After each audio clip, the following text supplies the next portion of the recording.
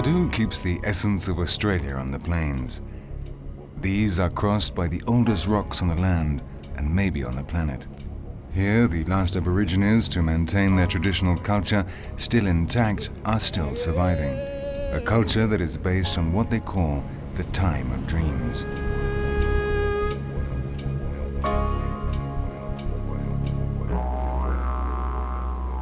Warramurungunji, a female spirit, appeared from the sea and covered the earth, giving shape to living creatures. This is the Man of Light, the Lord of the Storms. The culture of these Aboriginal peoples is characterized by the spirits of ancestors and a profound identification with the land that surrounds them.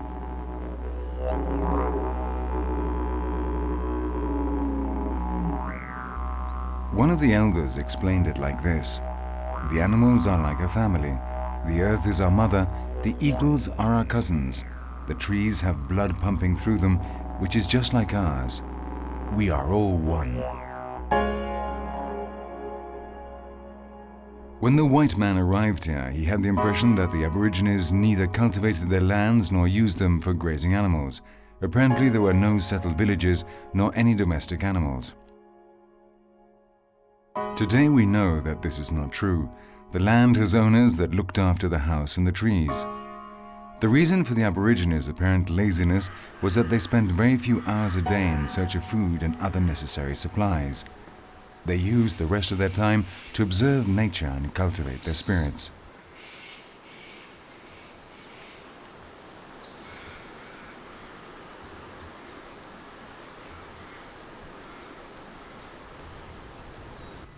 There is a tremendous philosophical force hidden beneath their apparently simple traditional way of life.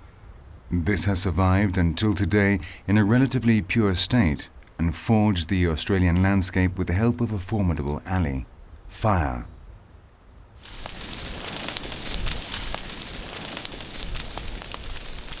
In the season which they call Yeke, which covers April and May, they started controlled fires that cleaned the forest floors and encouraged new shoots to appear. This ancient practice was so successful that it is still carried out today.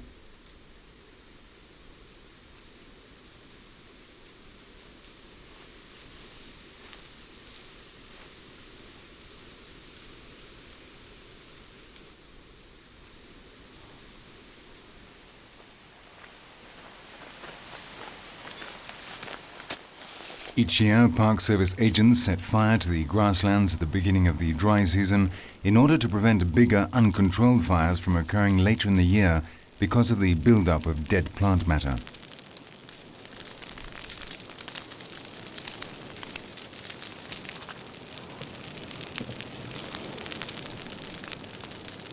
The trees and the bushes are only slightly singed, while the forest floor is left clear and ready for the next rainy season.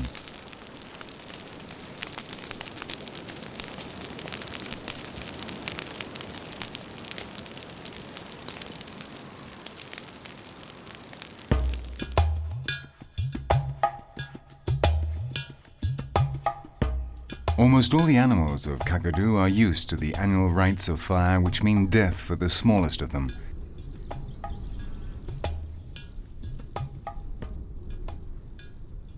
When everything is over, the charred bodies of insects and reptiles cover the earth, which becomes a feasting ground for predators.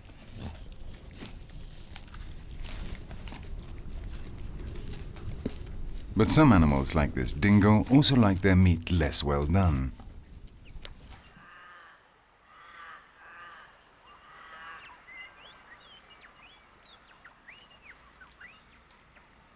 Kangaroos and Wallabies graze in the new plains opened by the flames, very near the occasional new-grown thickets that allow hunters to approach without being seen. The mixed landscape of woods and clearings gives them an advantage. These frontier areas in nature are always the richest in terms of species. Modern zoology refers to them as ecotone, but the Aborigines already knew about their advantages for hunting purposes.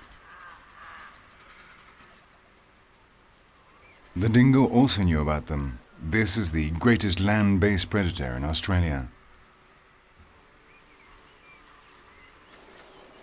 Nowadays it is considered to be a native animal, although it seems that it reached the island 4,000 years ago.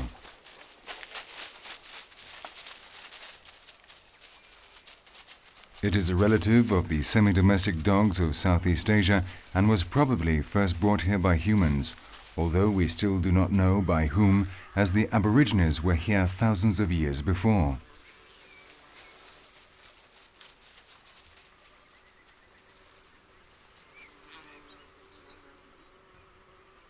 The mysterious dingo, like its relatives from the northern hemisphere, the fox and the wolf, arouses equally passionate feelings of love and hate.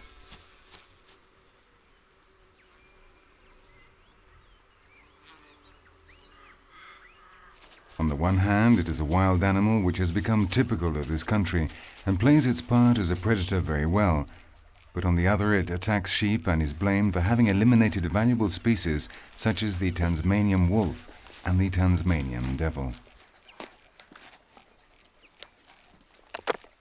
The farmers hate it so much that they have built the longest fence in the world to keep them away from the sheep, a 3,300-mile-long wire fence.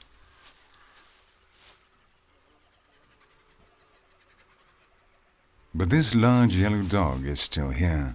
In a pack or on its own, it covers scores of kilometers every day, hunting animals of all sizes and trying to avoid humans whose shotguns are often their allies.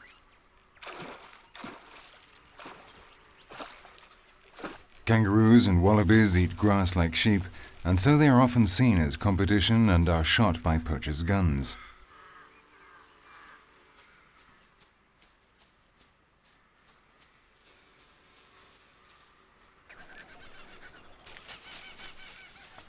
The dingoes can feed on abandoned corpses for weeks, and this allows them to spread even wider across the country.